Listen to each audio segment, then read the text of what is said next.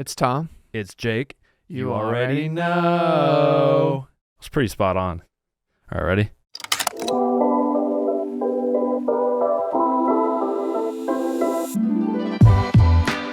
All right, we are back for another quick take. And today is a hot take, I feel like. Hot take, for sure. Hot take, quick take. Hot, quick take. I feel like, obviously if you've clicked on the title, you know that Jake and I are going to kind of have a discussion or a take on what is the better Batman. We just saw the movie a few days ago.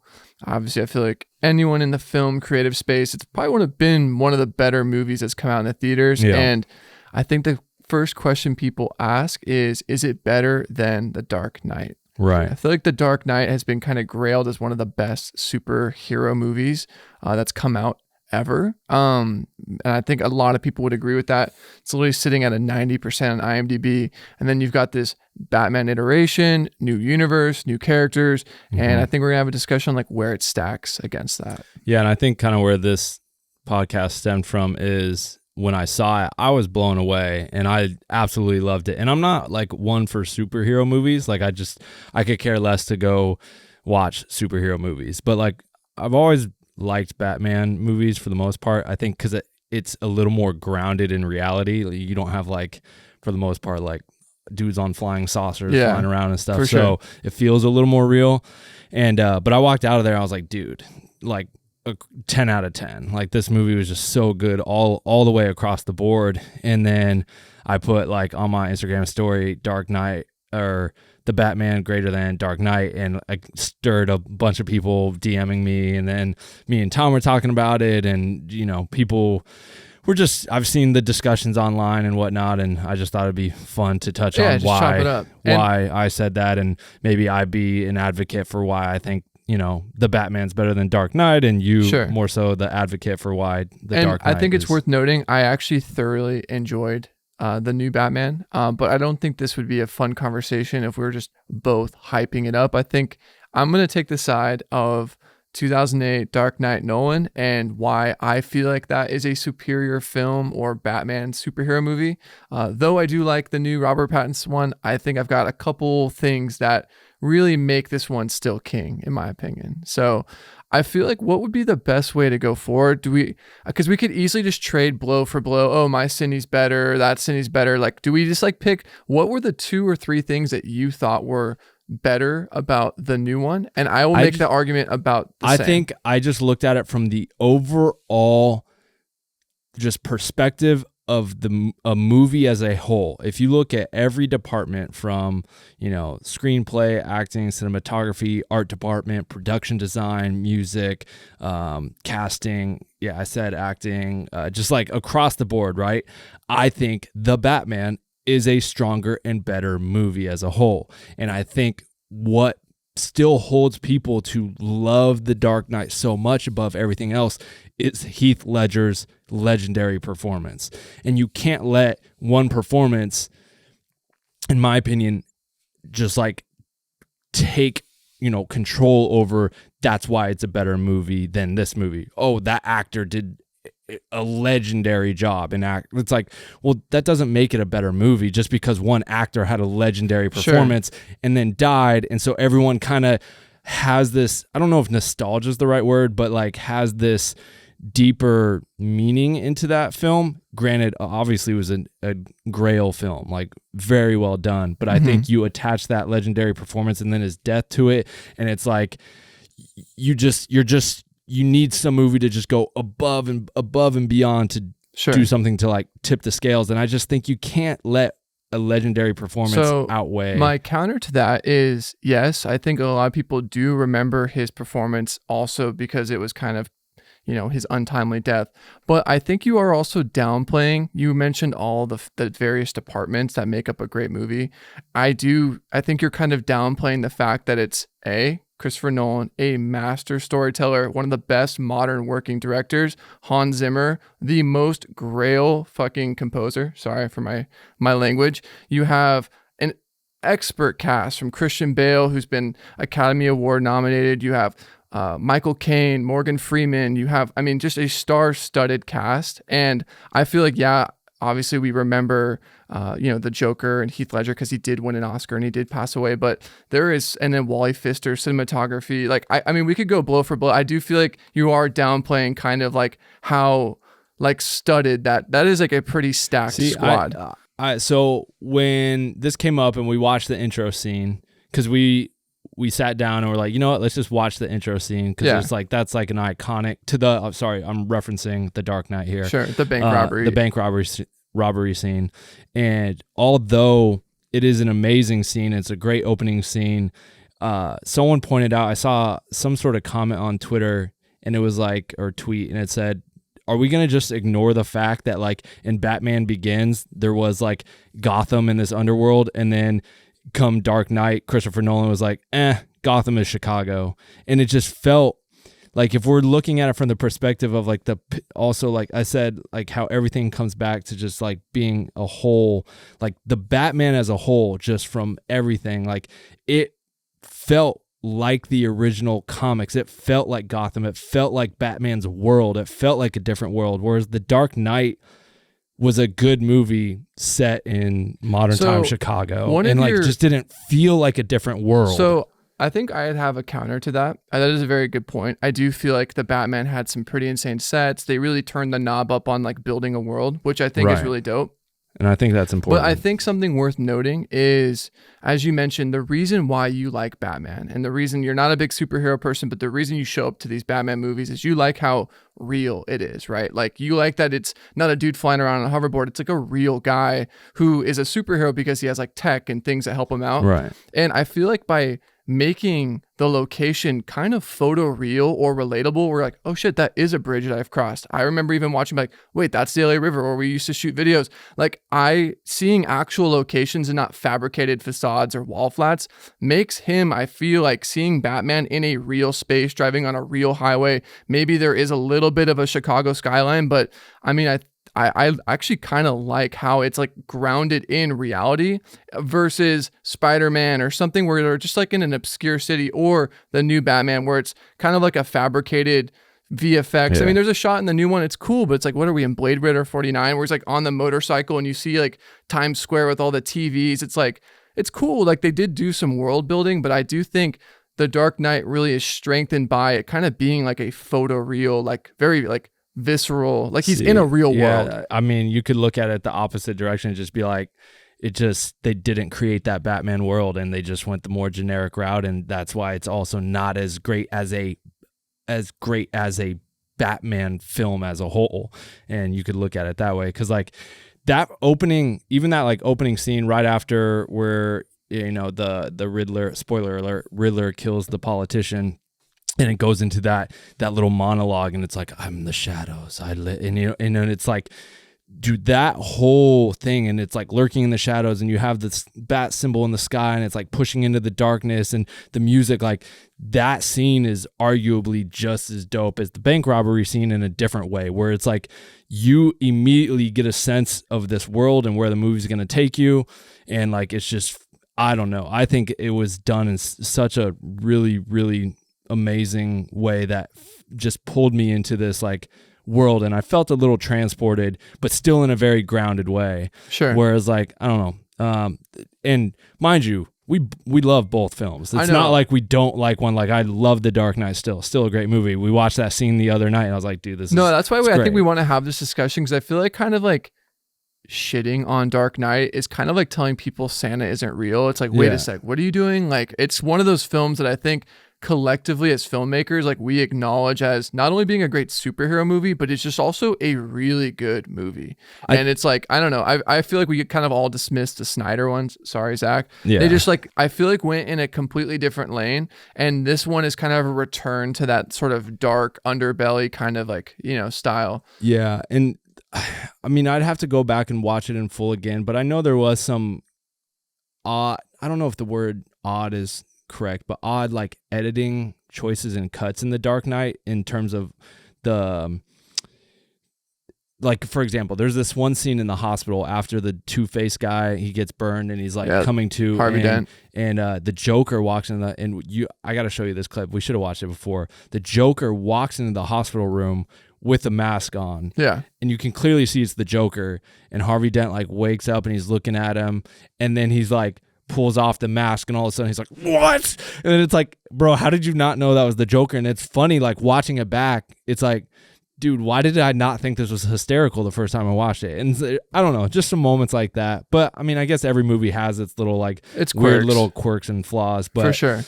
Yeah, I mean, I don't know. Personally, I just think if you were to break down like category by category, like, I mean, let's just start. I think since we both work in camera department a lot, I think the first sort of blow for blow should be cinematography. So hold on, we need like a checklist. Like, hold on.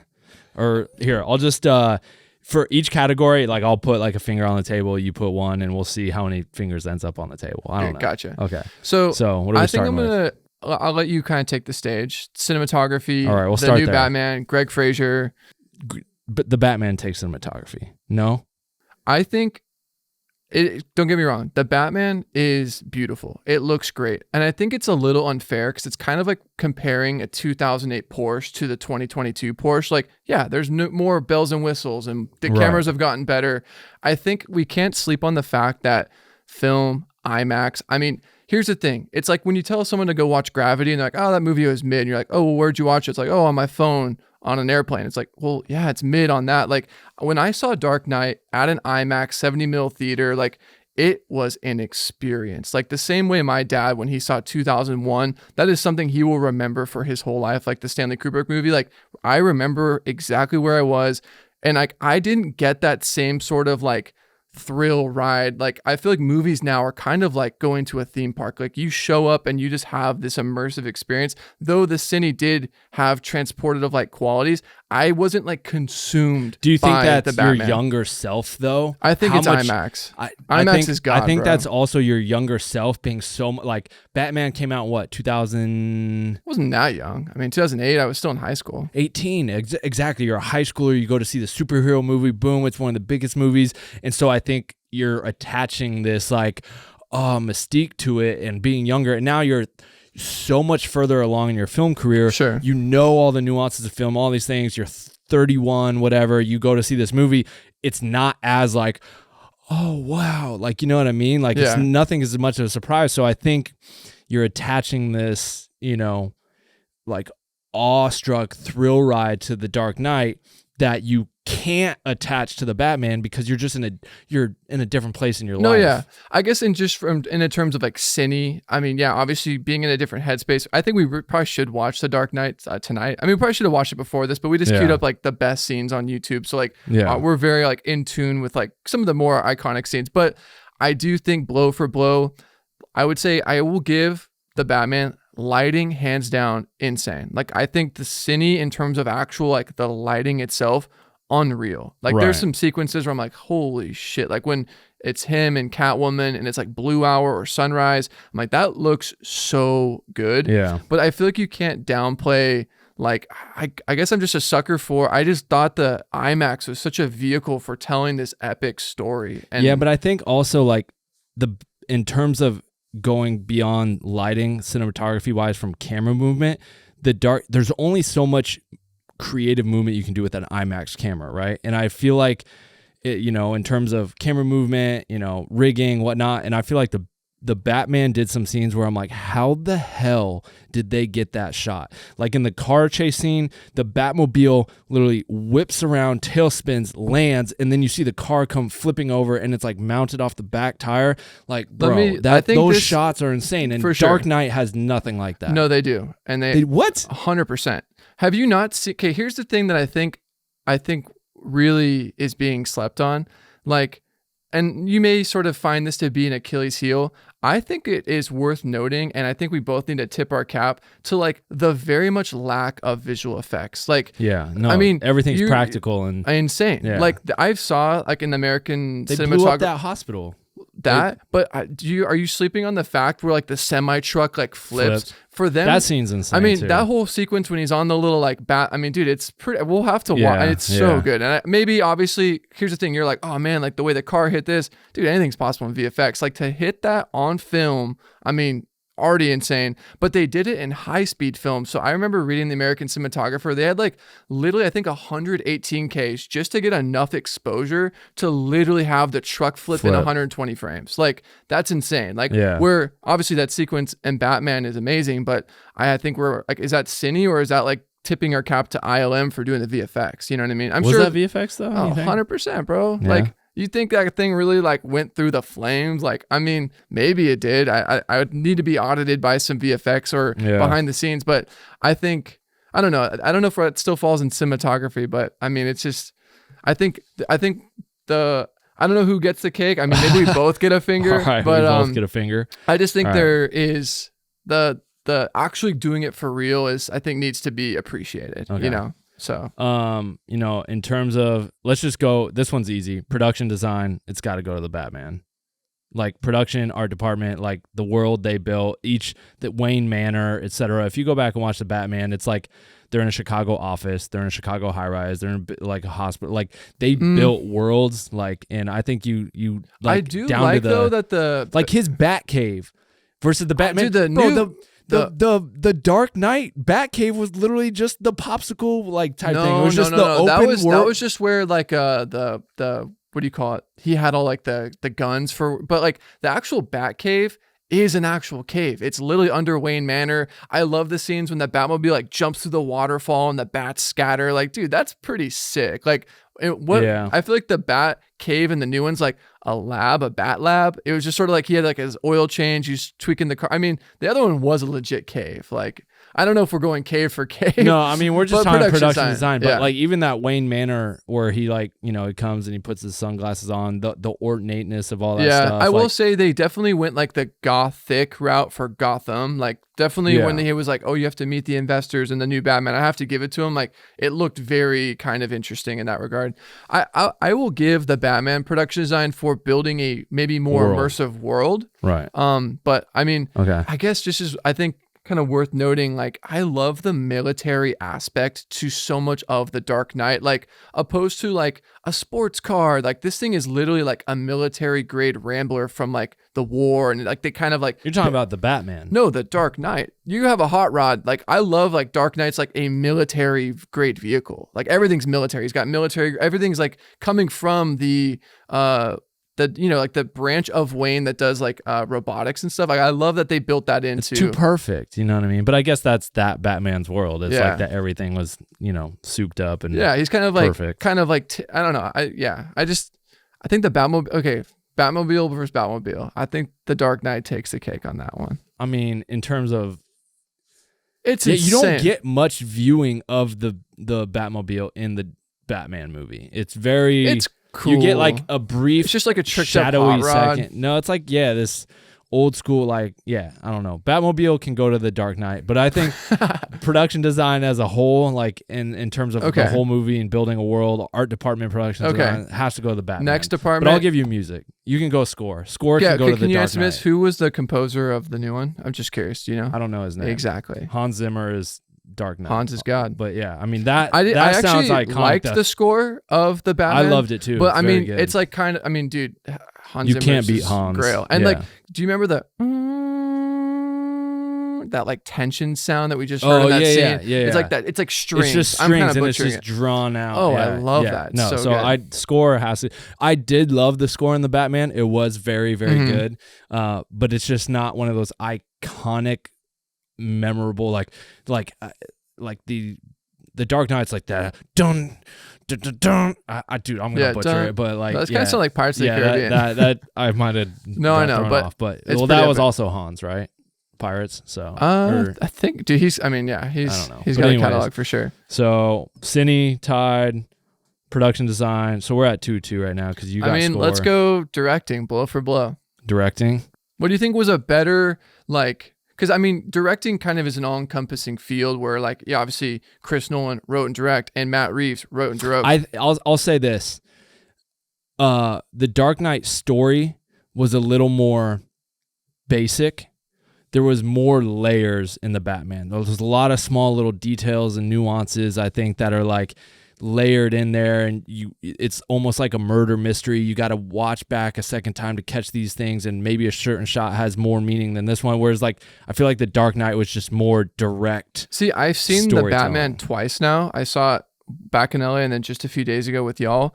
And on a repeat viewing, it didn't really reward me with that much. Yes, Gotcha. I caught into maybe a couple of the nuances of the Riddler and maybe his sort of connection that maybe went over my head the first time. But the Batman you're saying is basic. There's so many layers to that one. There's Dark Knight. Oh yeah, The Dark Knight. Right. I think it's also worth noting too, like when you go to the Oscars and an actor wins an Academy Award, a director is so proud because their directing led them there. And to have that movie win multiple Academy Awards and a supporting actor win an Academy Award, I think is a testament to the directing. Mm-hmm. You know what I mean? I know obviously he wasn't there to accept the award, but that performance that I think everyone loves stems from not only raw talent from Heath, but the directing of Nolan, I think, to get him there. So Yeah. I don't know. I'm kind of swaying towards, and here, one last thing too, and I think keep this in your caliber. The Dark Knight and that trilogy completely changed superhero movies. Every superhero movie after completely changed. I feel like before then you got like the Fantastic Four, the whimsical Spider-Man movies with Tobey Maguire. When that Dark Knight trilogy came out, it completely shook things up. And I think it laid the foundation for this new one. This new one wouldn't even be channeling that darker energy or darker tone if it wasn't for the Nolan one. So I think we got to give Nolan the crown on that one just for building that sort of tone shift in superhero movies, because that didn't exist. I really wish I would have fully watched The Dark Knight just so I could have every little detail present. But okay, I'll give directing to that, to The Dark Knight. But I will say the new Batman was pretty long. Yeah, and that also stems. I don't know if that's an editing thing. I enjoyed it. I wasn't bored. A lot of scenes were just drawn out. Yeah, you know what I mean. But I think that was. Yeah, I think that was intentional. Here's one. What was the worst scene you think about the movie that is yours? So out of the movie you're defending right now, what do you think is your worst scene? And I'll tell you my worst scene and let's compare notes. I think my least favorite scene in the Dark Knight movie is the final act where there's two boats, one with prisoners and one with... I just felt like at that point, I wanted more of like a brawl between... We love seeing Heath Ledger on screen. It's so fun. And it just sort of felt like he was like sitting in a skyrise watching these two boats explode and nothing really happened. None of the boats exploded. So like I was a little like, and I don't know. That would be my least favorite scene from The Dark Knight, is the final act with the two boats. So what would be your least favorite scene from the Batman? That's a good question. Least favorite scene. Honestly, I was hoping going into it, I think because The Dark Knight set the stage for it, that the opening scene would just be a bang. And it was like kind of that drawn out, like peering from afar with the goggles. And I was kind of like I think if it would have started with that I'm in the shadows. Like I would have just been like, oh shit, here we go. I did feel like the little shaky cam goggles was kind of like, it wasn't like the strongest foot forward. I agree with that. That's what I'm saying. And I think to maybe follow up that question, what would be your favorite scene from the Batman? That car chase scene. When I was watching that, I remember I was watching it with Chanel, and as it's happening, I'm just like, how the fuck did they film this? Like, it just like, there's fire, like just semis, there's cars weaving in and out, there's explosions, there's these insane mounted car rig shots. The car rig shots are cool. The shots, also the shots of each penguin and the Batman like through the glass, and it was like, I don't even know, just some of the compositions on that stuff, and how that whole scene was just mind blowing. Like I can't even wrap my head around like where do you even begin to start to shoot / direct something like that. So that one was just kind of, I think my favorite, and you've mentioned it, is the opening of the film. Funny enough, I remember being in a movie prior to The Dark Knight coming out, and they said like exclusive look, and that was the trailer for that movie. So I was seeing a totally different movie, and they gave us that 5-minute scene as a trailer. The bank robbery? Yeah. Right. And then it literally, when he like the bus pulls into the street, it says like coming July 2020 or whatever, you know. And like, I mean, that scene is so, it sets up everything. Like it sets up the tension, the mood, the tone. It basically paints a perfect picture how conniving the Joker is, how chaos is sort of what I just, Right. it was like kind of like a perfect, like literally that scene could have been a short film. Where if I looked at the scene of the goggles, yeah, it shows like the Riddler is kind of like cold and calculated, but I was like, definitely wasn't like, yeah, I agree. If it opened up with that voiceover showing like all the Dude, robbers they should and have stuff. opened up with that. Like Yeah. that's what like I was So I was a little disappointed in that. But yeah. So I guess we've got Cine tied. Yeah. Production design, I think you get Here. the dub. Score went to you. Score, and I mean, I think directing we kind of Okay. throw. So what, you have 4? What would be another department you think? I think overall, like in my opinion, overall like acting, maybe casting / acting. I feel like The Dark Knight was a hodgepodge of a bunch of just big actors, and so it was like, oh, you fucking have this Morgan Freeman, you have Christian Bale. Was what's her name in it as Catwoman, or was she not? I think she's in the third one. I feel like you had like a hodgepodge of a bunch of big actors, but as a cohesive unit, the Batman felt very real and everyone was dope. Whereas like I even felt like Harvey Dent's character I felt was a little corny. I don't know, and even the commissioner, like I love the commissioner and the Batman. More than the is it Gordon, right? Yeah. And in The Dark Knight, he felt, I don't know. I just think if you were to look at the overall casting and acting as a whole and the units of people, I think The Dark Knight the Batman through and through kind of has like a more solid, just like, I don't know. Whereas like The Dark Knight, you have like a bunch of big actors who are great actors, and it's like, cool, they all do a good job, but it's like they're all just huge names. So you look at it as like it's a Grail cast. I don't know. Yeah. But also they are Grail. I mean, literally watching Michael Caine. You're telling me literally the guy who plays the Hobbit mocap guy was better than Michael Caine? Michael Caine. Caine's... Dude, he was the best. Was it Wilfred is his name? Or Alfred? Alfred. I mean, dude, what more do you want? And then you've got Morgan Freeman just low-key being like the tech guy, like Wayne Enterprise. Like, here's the Batmobile. Like, I think it's so good. And then obviously, I mean, do we need to mention Christian Bale? We got Heath Ledger. Like, Robert Pattinson, he held it down. It's a little tricky too, because we're kind of comparing a sequel. Dark Knight is number 2. So we've already gotten a full film of context of how the Batman became the Batman.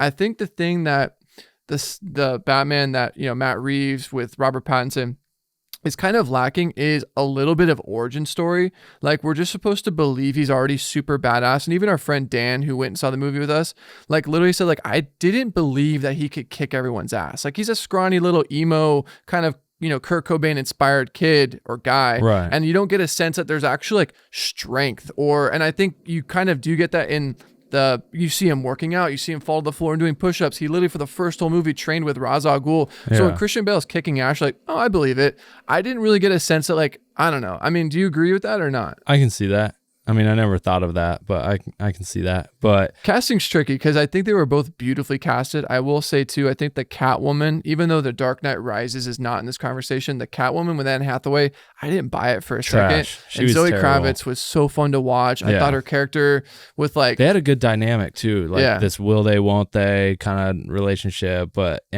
she killed it. I think the commissioner killed it. I think, dude, Colin Farrell? Yeah. Is that his name? Dude, as a Penguin, he killed it. I didn't even know it was him until I saw like something later. Not a clue. And so he murked it. Even the Riddler, Commissioner Gordon, they were all great. Like, I don't know, just like even down to the politician lady, she was great and solid. And I don't know, I just think across the board, it was like there wasn't one person who was like, yo, they were kind of like, I feel that. Yeah, I will say there was some stuff in the new Batman movie that I really did enjoy. I loved the 44 Below Club. Dude, like he was great. Yeah, Falcone, like oh man, he was. I forget the actor's name. Too. I know he was like in Transformers. Yeah, he's a good dude. I don't know, like you had. I felt like this one was a little more. I mean, maybe I'm tripping. Like more focused in on what it was about, whereas Dark Knight, like. You kind of almost had two villains pop up. You had like this Riddler or the Joker thing, and then Two-Face became a character. You could say the same with Falcone, Penguin, and Riddler. That's 3. I mean, I think it's pretty normal to kind of work in a few, So Yeah, but it almost felt like it became about two bad guys, whereas the other one, they were just like people, they were characters, but it wasn't like they didn't all of a sudden take on this whole I think bad also guy. you're sleeping on Harvey Dent, and yeah, maybe wasn't my favorite character, but like what a dope origin story to take like the Prince of Gotham or like this guy who's like the Yeah, that beacon was of light cool. and completely destroy him and turn him into a villain. Like to have a Yeah, that villain arc. origin story within one movie. Not only are you just watching the Joker prance around or create chaos, but you're watching literally like the beacon of light turn to Yeah. darkness. Like that's sick, dude. To get that in one arc of a movie, Yeah. I think it's pretty sick. I'll agree with that. That's cool. Yeah, maybe But- wasn't a big fan of his character, but I think that was cool that they were able to do that. So Yeah. I mean, I don't know, man. We could definitely go trade blow for blow. It's like comparing two things that are very, very good, and it's like Yeah. hard to find the flaws. And like, though we think some departments are stronger, like I don't know if anyone was expecting us to like declare a winner. I really can't because I actually love both movies. Yeah. I don't know, man. I mean, I guess what has me excited is I do believe they're doing a trilogy. So I'd be Yeah. very curious to see where this spins. And if you were to compare this first entry into the trilogy versus Nolan's? the Batman Begins, it's good, but it wasn't. I mean, as a No. first entry into a series, I do think the Batman is stronger. I just think the Dark Knight is such a Yeah, it'll be No- interesting to see where the second one, how like, levels and leaps and bounds it They goes do kind over of this hint one. at and show an unreleased scene of the Joker, and he does look pretty cool. Yeah. He's not like a big name actor, but they went like full. And if you haven't Tilt. seen it, Full tilt. just look up like Deleted scene. deleted The scene Batman with the Joker deleted scene Joker. off the It'll be new up one, there. and Yeah. it's pretty good. It's like he's mostly out of focus, but you get a sense if they actually sprinkle him into one of the sequels, I think it'll be pretty entertaining. To watch. You were talking about you'd like to see Mr. Freeze in I the think series. I think we saw Mr. Freeze in one of the original like '90s one with Michael Schwarzenegger. Keaton. Yeah. But I mean, to see it in this universe with like, I don't know, I think that would be a really cool villain. Yeah. I really do Yeah, like I the mean- direction DC is going though, like these like kind of self-contained bubble movies. Because if you think about it, like they had a lot of success with Joker with Joaquin Phoenix, and that movie wasn't trying to be attached to anything. And I think DC is realizing like, look, let's stop trying to make an extended universe where all the characters are in each other's movies. Clearly, Marvel is killing that. Let's just make these really dope cinematic movies where it's like a self-contained thing. And I actually really like this direction Yeah. because the Joker was a self-contained Joker movie in its own universe. This is a self-contained, not trying to work in Harley Quinn or Aquaman. It's like, that was really corny. I think they learned the hard way with Justice League. It was like, yo, this ain't it. Yeah. And I like this new, it'd be really cool to see like a Harley Quinn self-contained movie or you know what I mean? I think that's Right. kind of, would be cool and really interesting to see if DC does that, you know? I think there was one last point I was going to make, and then we got talking about something else, and it kind of slipped my mind. Damn, it was something about just, again, I think I don't even know. I'm just going to let it go. But yeah, I mean, both great movies. Yeah, we're Both- definitely not going to like, I don't know. We could try to pick a winner, but I just feel like based on what, I mean, it's Yeah. just like both are so grail in my opinion, you know? Yeah. Yeah. All right. Well, Yeah, I'd be very curious to see your guys' thoughts and feedback. If you are watching on YouTube, I'd love to, we'll definitely be checking out the comments. I'd love to know which of these two movies you find to be stronger and why. I think there's some arguments that Jake and I brought up, but there might have been some points that we missed, you know? Yeah. So, Yeah. Sounds good. all right, that's been a quick take. And yeah, we'll see you on the next one. PP.